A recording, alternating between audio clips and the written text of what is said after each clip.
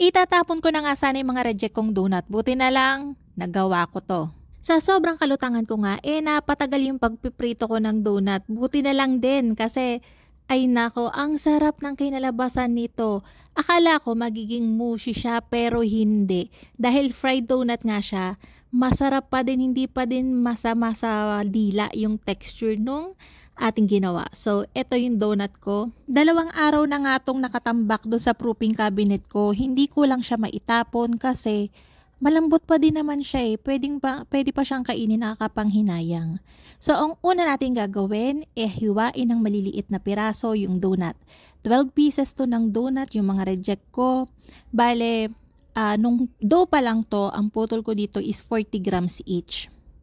Ang daming ang kinalabasan nung hiniwa-hiwa na natin. Pero pagka na-soak naman yan dun sa milk na gagawin natin, hindi na masyado. Medyo liliit ng kaunti yan. So, para nga sa ating milk soak, meron ako ditong 500 ml ng fresh milk. Pwede din ang evaporated milk. 500 ml din ng condensed milk. Tapos, 500 ml din ng all-purpose cream. Tig 2 cups lahat. Ang tawag nga sa gagawin natin is 3 leches donut in a tub.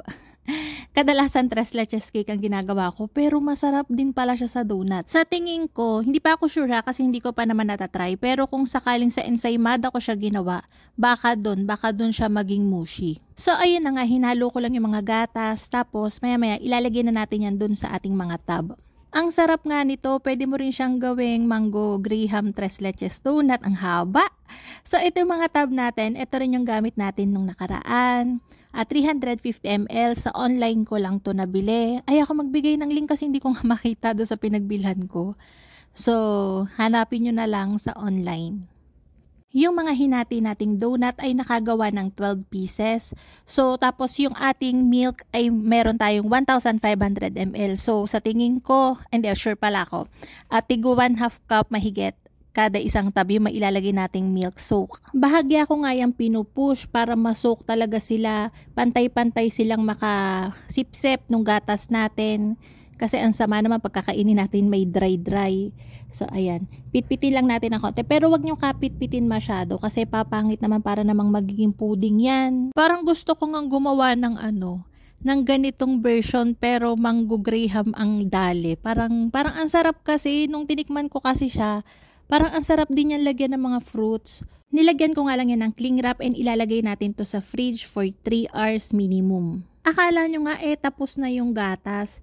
Pero maglalagay pa tayo dyan ng cream sa ibabaw. Ganun talaga yung 3 leches. Tapos gagamitin nga natin tong Magic Whisk. 250 grams nga lang yung inilagay ko. Hindi ko na nga i-edit yung pag-mix natin na Magic Whisk kasi may nagsasabing edited daw.